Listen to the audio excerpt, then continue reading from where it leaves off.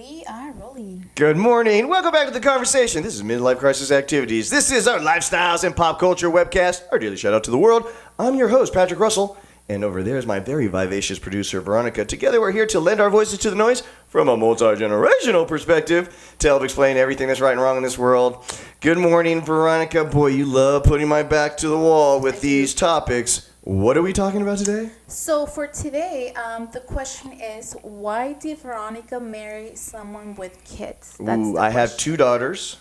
And not only did you marry me with two daughters, you married me in a time when they're entering the most beautiful phase in their life, the teenage years. Oh, God. Yeah. So I want to start by saying I learned through the years that we can never say never. Kind of like the Justin Bieber song, Never Say Never. For the longest when I was younger, I always told myself, I'm not going to marry someone with kids. It's a lot of trouble. I saw my sisters dating. This wasn't a childhood dream. I can't wait till I grow up so that I can marry somebody, a divorcee with two kids. I can't wait. No.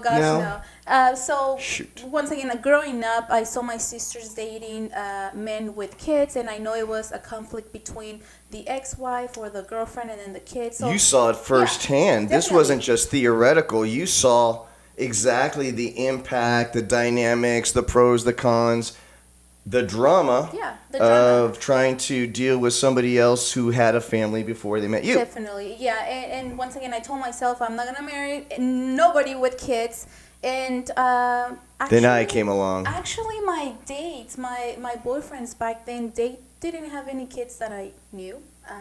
You knew about. That I knew that were single. And then to be honest, I did push back on a couple of guys because they were.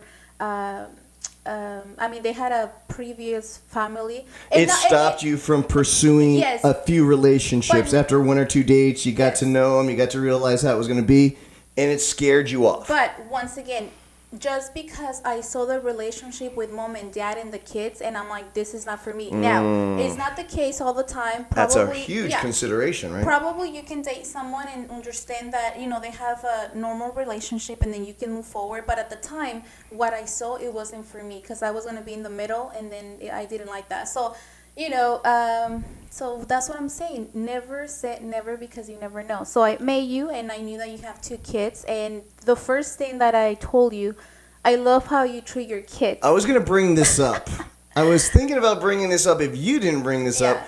It was one of these heart-to-heart conversations that we first had when you were professing your undying love to me. And one of the things that you had said, you'd looked at me in my eyes and said, one of the things I really love about you, babe, is how you take care of your kids. And I was, at that time, really taken back by the sentiment because I was having a hard time being so far away from the kids, because at that moment we were in California and I didn't really feel like I was being such a great dad, being so far away. And so I kind of took that at that moment like nails on a chalkboard. But it also made me realize that I needed to do more. And so we did, right? Because then not too long after that, we bought a house and had things set up for us to do a permanent move to Arizona.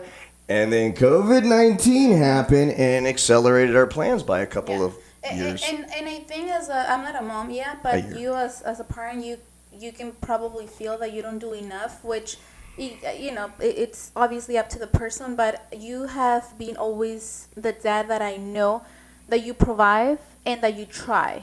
I mean, it's not perfect, but you provide and you try. Oh, I like that. So I think that's provide one of the and things. I try. I mean, you try because it's not perfect. And then if you're a mom and a dad and you're in the same situation, divorce divorce husband and wife in the past, you probably feel the same, but you are. So going back to why did I marry you? The first thing, it was because I knew that you had a normal relationship with your ex. So that's something that I always wanted to find in someone if I was going to date someone with kids. So, it's not like buddies, but well, that's a testament to both parties, of course. Let's face it.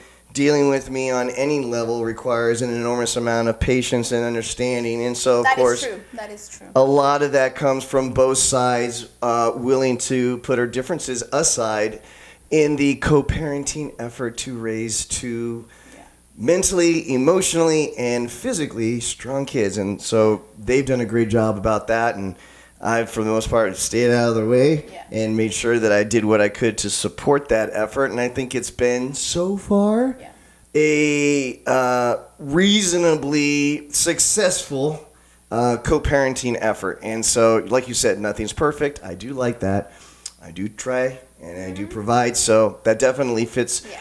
Not every circumstance is like that, though, right? And there definitely is situations where you enter in and you can immediately smell or sense the poison in the air. Yeah. And you have to run away. And I'm glad that you did that because, you know, that broken road led to us, right? A fast story before we leave. So I was I was like 22 and I was dating this guy with 2 kids.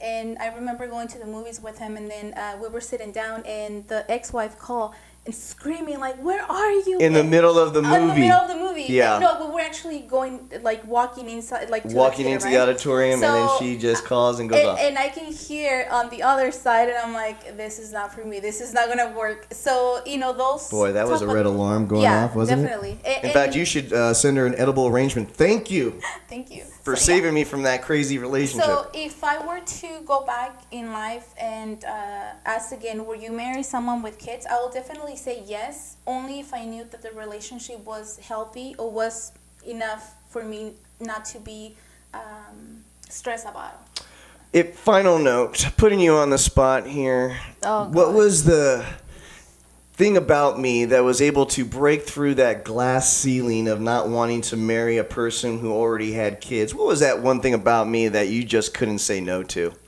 I mean, what I said about you guys, you and the other person having the mental stage, I guess, to be normal and not to go crazy, and for me to feel safe that I wasn't going to put up with shit, per se.